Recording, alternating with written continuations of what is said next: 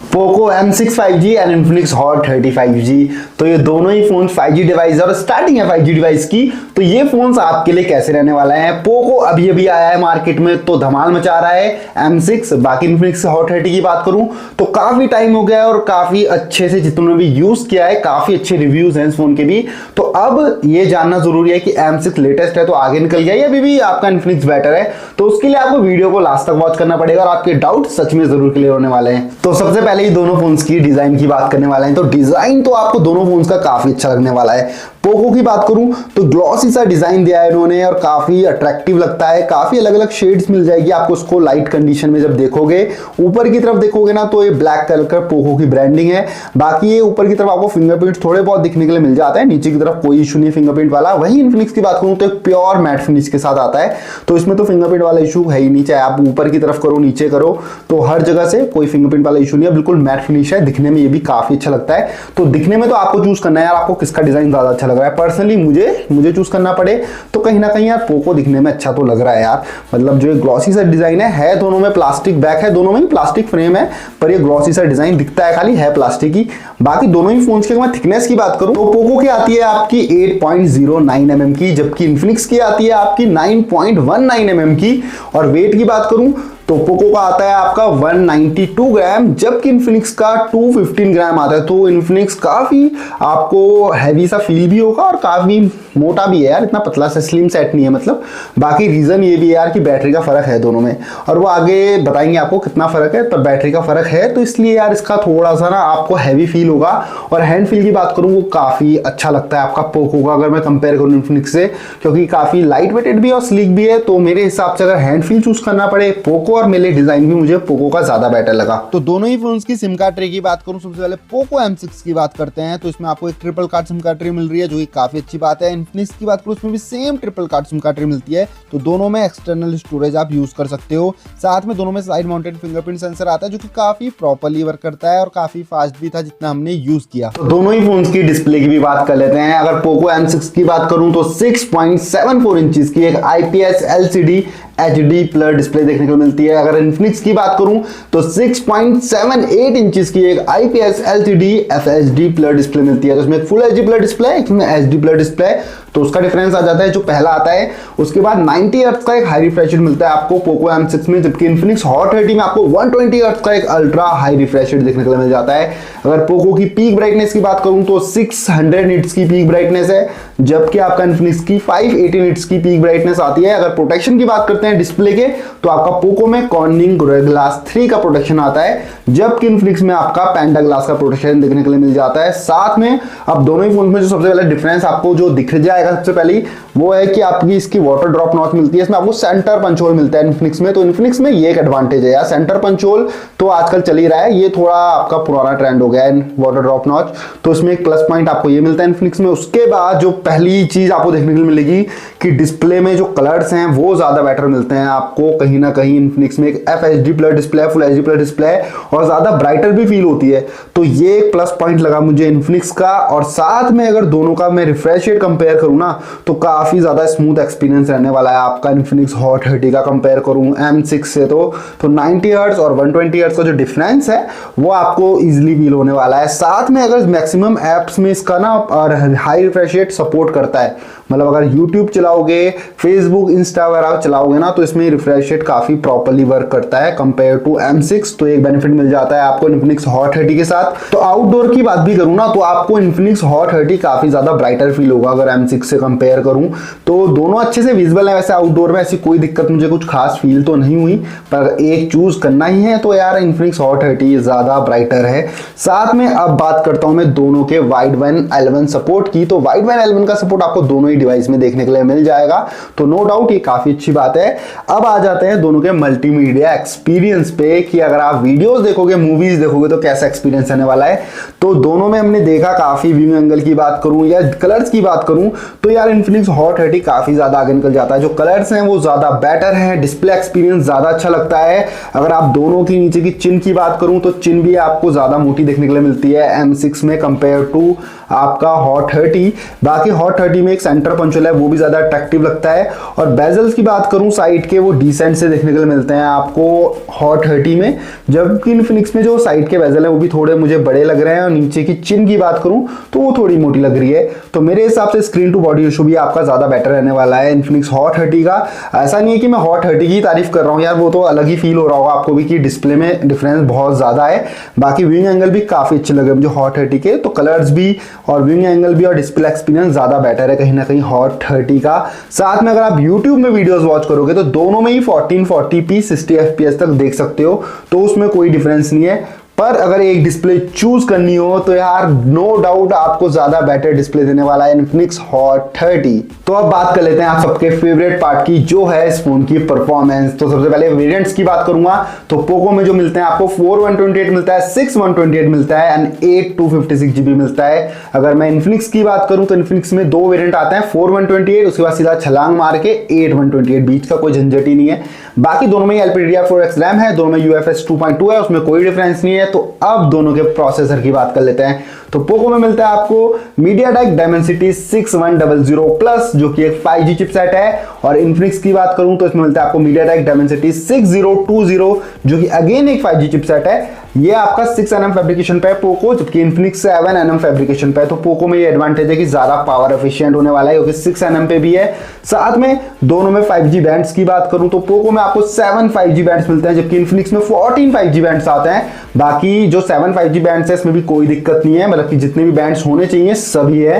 तो एयरटेल जियो काफी अच्छे से सपोर्ट करता है दोनों में ही, तो उसमें आपको कोई दिक्कत नहीं होने वाली है। दोनों में डुअल मोड 5G का भी सपोर्ट है, साथ में दोनों में करियर एग्रीगेशन का भी सपोर्ट आता है, मतलब 4G प्लस वाला सीन दोनों ही फोन्स में है जो आपको काफी एक अच्छा नेटवर्क दे देगा।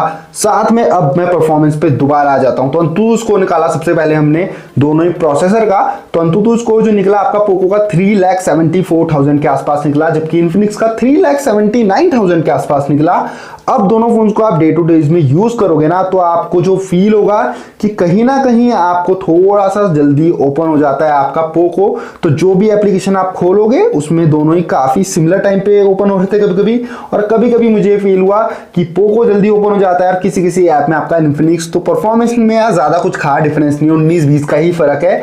तो मेरे हिसाब से परफॉर्मेंस को लेके इतना बड़ा कोई इशू आपको दोनों ही फोन्स के साथ नहीं होने वाला है। दोनों ही फोन का हमने थ्रॉटलिंग टेस्ट भी किया, तो थ्रॉटलिंग टेस्ट की बात करूं तो पोको में कोई थ्रॉटलिंग जैसा इशू मुझे फील नहीं हुआ। इन्फिनिक्स की बात करूं तो इसका भी 95% आ जाता है, तो दोनों में थ्रॉटलिंग जैसा तो कोई इशू नहीं है। गिप्स की बात करूं तो ज्यादा निकल के आते हैं आपका पोको का, क्योंकि 6100 प्लस थोड़ा एक लेटेस्ट है, मैंने कहा 19-20 का फर्क है, तो गिप्स ज्यादा बेटर निकल के आते हैं। बाकी डे टू डे यूज में आपको जैसे मैंने बताया आपको कोई खास डिफरेंस फील नहीं होने वाला है दोनों में ही। तो काफी अच्छा एक्सपीरियंस था मेरा दोनों ही फोन्स के साथ, और जिस प्राइसिंग में दोनों फोन आते हैं तो डिसेंट प्रोसेसर है, दोनों कैपेबल है, डे टू डे यूज में आपको बिल्कुल कोई दिक्कत नहीं देंगे। अगर आप रैम रोम ज्यादा अच्छी लोगे तो और बेनिफिट है, इसका 8GB लो, इसका भी 8GB लो, तो और अच्छी परफॉर्मेंस आपको मिल जाएगी दोनों ही फोन्स के साथ। तो दोनों ही फोन्स में अगर गेमिंग भी करना चाहते हो तो BGMI की बात करूं तो पोको में आप स्मूथ प्लस अल्ट्रा तक जा सकते हो, 40 FPS की गेमिंग कर सकते हो, तो डिसेंट एक्सपीरियंस था, ज्यादा एक्सपेक्टेशन भी नहीं थी, तो थोड़ा बहुत आपका डिसेंट सी गेमिंग कर पाओगे। इसमें आपको अल्ट्रा तक का सपोर्ट मिलता है मैक्सिमम।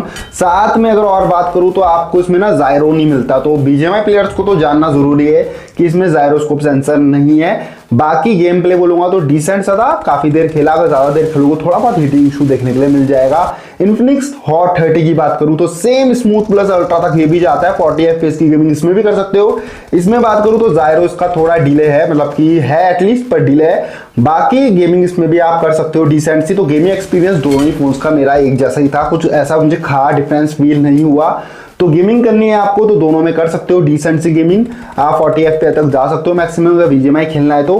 बाकी दोनों फोन्स को मैं प्रोसेसर को कंपेयर भी करूँ ना तो 19-20 का ही फर्क है, जैसे मैंने आपको बताया, तो 20 जरूर आपका पोको M6 है, पर परफॉर्मेंस में मुझे इतना कुछ खास फर्क फील नहीं हुआ पर्सनली। तो अब दोनों ही फोन्स के कैमरे की बात कर लेते हैं। तो पोको M6 की बात करूं तो 50 MP का मेन कैमरा आता है, जो जरूरी है, क्योंकि मैंने जरूरी इसलिए बोला क्योंकि इनका दूसरा कैमरा है ना, इन्होंने मेंशन नहीं किया है कि ये कौन सा कैमरा है, 2 MP का डेप्थ है या AI लेंस है, शायद इसे ये AI लेंस बोलेंगे, अगर 2 MP का डेप्थ होता तो जरूर मेंशन कर देते। बाकी अगर मैं इन्फिनिक्स की बात करूं तो 50 MP का मेन कैमरा है, उसके नीचे इनका AI लेंस सेंसर है, तो इन्होंने अच्छे से मेंशन किया है, बिल्कुल नहीं डरे हैं कि नीचे वाला कैमरा हमारा फालतू है, इसमें भी फालतू है, तो दोनों में मेन कैमरे हैं जो 50 MP के हैं दोनों में ही। बाकी वीडियोस आप 1080p 30 FPS पे रिकॉर्ड कर सकते हो पोको M6 में। अगर इन्फिनिक्स हॉट 30 की बात करूं तो 2K 30 FPS तक वीडियोस रिकॉर्ड इसमें भी कर सकते हो आप।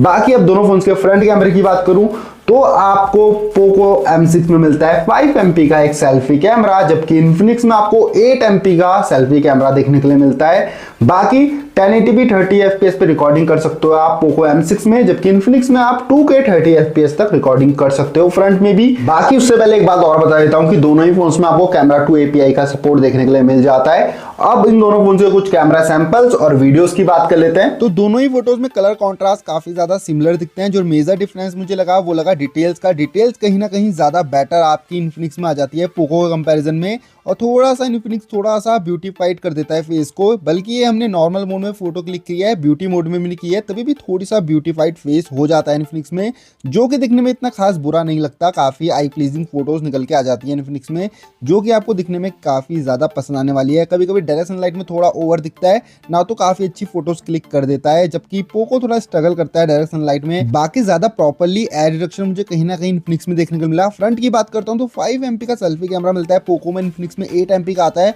पर तभी भी काफी सिमिलर सी फोटोज देखने के लिए मिली। थोड़ा बहुत डिटेल्स का डिफरेंस है, थोड़ी ज्यादा बेटर डिटेल्स कहीं ना कहीं इन्फिनिक्स में है, और पोर्ट्रेट शॉट में दोनों काफी अच्छी फोटोज ले पाते हैं। तो फ्रंट में भी काफी अच्छी फोटोज देखने के लिए मिली जो दोनों ही फोन्स में, पर एक चूज करना हो तो इन्फिनिक्स बेटर लगा। बाकी दोनों ही फोन्स में फ्रंट से रिकॉर्डिंग आप डिसेंट सी कर सकते हो, मतलब काम चलाओ रिकॉर्डिंग आपको दोनों ही फोन से देखने के लिए मिल जाएगी, पर कहीं ना कहीं ज्यादा बेटर एक्सपोजर जो वर्क करता है वो आपका इन्फिनिक्स का करता है।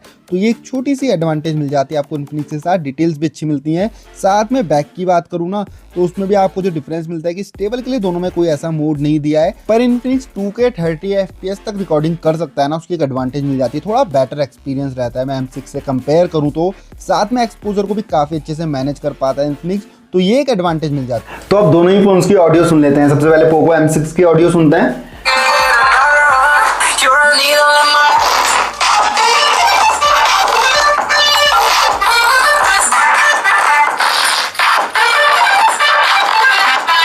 अब इन्फिनिक्स हॉट 30 की ऑडियो भी सुन लेते हैं।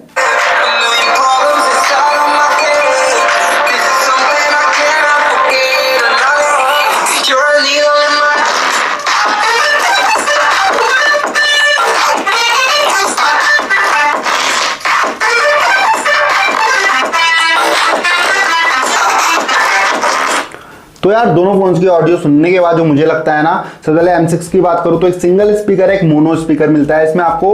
अगर मैं इन्फिनिक्स की बात करूं तो इसमें आपको डुअल स्टूडियो स्पीकर देखने के लिए मिल जाते हैं, पर जो ऑडियो का डिफरेंस है वो आपको फील हो जाता है यार, काफी ज्यादा लाउड है आपके इन्फिनिक्स के। डबल स्टूडियो स्पीकर तो हैं ही, तो लाउड तो होने ही है इसके कंपैरिजन में सिंगल स्पीकर के, तो लाउड है, साथ में बेस भी ज्यादा बेटर है। तो कहीं ना कहीं आपका ऑडियो एक्सपीरियंस आपका इन्फिनिक्स हॉट 30 के साथ ज्यादा बेटर रहने वाला है। तो अब बात करते हैं दोनों फोन्स की बैटरी की। तो पोको में मिलती है आपको 5000 mAh की एक बड़ी बैटरी, जबकि इन्फिनिक्स में 6000 mAh की उससे भी बड़ी बैटरी मिलती है। तो इसमें 5000 है, इसमें 6000 है, और जो चार्जिंग स्पीड है पोको में आपको 10 वॉट का अडेप्टर मिलता है यार साथ में बॉक्स के अंदर। तो सोचो कितनी कॉस्ट कटिंग करी गई है। सपोर्ट ये 18 वॉट करता है, पर इन्होंने 10 वॉट दिया है। ज्यादातर ये होता था पोको और रेडमी में कि 22.5 वॉट आपका बॉक्स के अंदर आता था और 18 वॉट सपोर्ट करता था। चल वो भी समझने लायक है, पर 10 वॉट है अंदर और 18 वॉट सपोर्ट कर रहा है, तो यार 18 वॉट ही देते साथ में। जबकि इन्फिनिक्स ने काफी अच्छा काम किया है, 18 वॉट ही सपोर्ट करता है और 18 वॉट साथ में भी दिया है, तो ये ज्यादा सही लगा मुझे। अगर चार्जिंग की बात करूं तो ये आपका कम से कम 2.5 घंटा ले लेगा चार्ज होने में,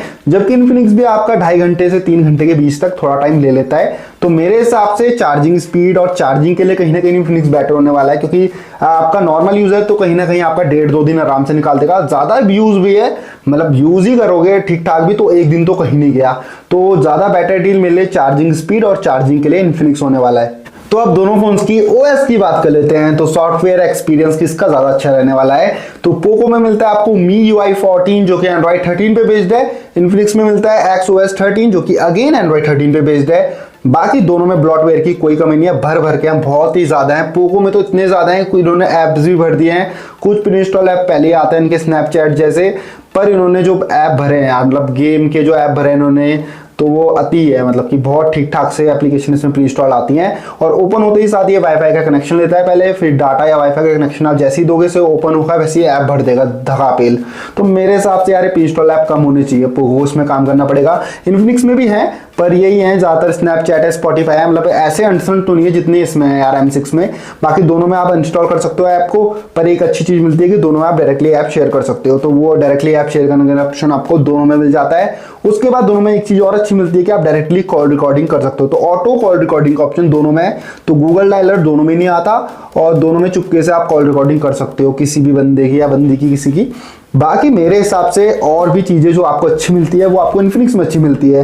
जैसी सेटिंग में जाओगे एक ऑप्शन मिलता है आपको इसमें स्पेशल फंक्शन का, जैसे उसे ओपन करोगे वहीं आपको काफी अच्छे अच्छे फीचर्स मिल जाते हैं, जैसे मल्टी विंडो, स्मार्ट पैनल, इसका क्लोन कर सकते हो कोई भी एप्लीकेशन, गेम मोड। तो मेरे हिसाब से अच्छे फंक्शन, जैसे मल्टी विंडो की बात करूं तो कोई भी एप्लीकेशन आप ओपन करोगे उसमें 3 फिंगर ऊपर की तरफ करोगे वैसे इसकी एक छोटी सी विंडो बन जाएगी जिसे आप इधर उधर कहीं भी कर लो और नीचे कोई और काम करते रहो, तो ये भी एक अच्छी चीज है। तो एक ऑप्शन और आता है इन्फिनिक्स में स्मार्ट पैनल का, जिसमें आप थोड़ा सा स्लाइड करोगे साइड में ना तो आपको अलग अलग ऑप्शंस मिल जाएंगे, जैसे सेटिंग का, screen recording, screenshot, Facebook, Insta, ये कस्टमाइज कर सकते हो कि क्या क्या एप्लीकेशन आपको यहाँ रखनी है, उन्हें डायरेक्टली एक्सेस कर पाओगे आप, तो टाइम जरूर बचेगा। तो ये फंक्शन भी आपका इन्फिनिक्स में आता है। तो इन्फिनिक्स के ओएस ने काफी अच्छा काम किया है, काफी इंप्रूव भी हुआ है और काफी अच्छे आपको कस्टमाइज करने के लिए ऑप्शन भी दिए हैं। तो मेरे हिसाब से जो मुझे ओएस ज्यादा यूजफुल लगा या ज्यादा अच्छे फंक्शन लगे जिसमें, वो आपका इन्फिनिक्स हॉट 30 का है। तो ओएस एक्सपीरियंस इन्फिनिक्स हॉट 30 का काफी ज्यादा अच्छा है मेरे हिसाब से।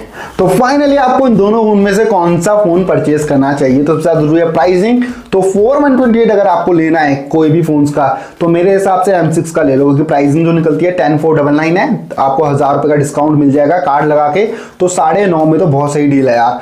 मतलब 10,000 से कम का कोई फोन लेना है 9.5 में M6 सबसे सही फोन लगा मुझे। 5G फोन भी है और फीचर भी ऑलमोस्ट सारे अच्छे हैं। पर अगर आपको लेना है, अगर आप M6 का 8/256GB या 6/128 लेने की सोच रहे हो तो उससे अच्छा आप इन्फिनिक्स में चले जाओ, क्योंकि इन्फिनिक्स का जो 8/128 है ना वो मिल रहा है 12,999 मतलब 13,000 रुपए का, और इसका 4/128 बल्कि महंगा लगा मुझे प्राइसिंग के हिसाब से इसकी, कि 12,499 का 12.5 का है, तो 500 रुपए का डिफरेंस है। तो 8GB रैम लो इन्फिनिक्स का, अगर वहां तक जाना है तो 13,000 रुपए का मिलेगा, कार्ड लगा के उससे भी कम 12 या 12.5 तक मिल जाएगा।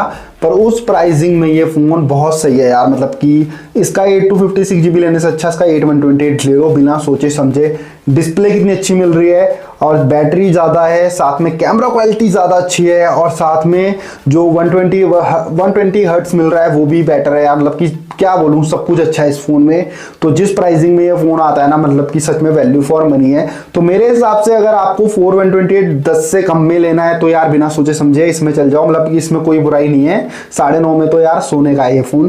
पर अगर आपका बजट 13 का जा सकते हो ना तो ये फोन मुझे बहुत गजब लगा। बाकी आपको हमारी वीडियो पसंद आई हो ना तो चैनल को सब्सक्राइब जरूर कर लेना यार, उसमें ज्यादा टाइम नहीं लगेगा। बाकी वीडियो को लाइक भी कर देना फटाफट से और बेल आइकन जरूर प्रेस कर लेना, जिससे हमारी सारी वीडियो फटाफट आप तक पहुंच पाए बिना सोचे समझे।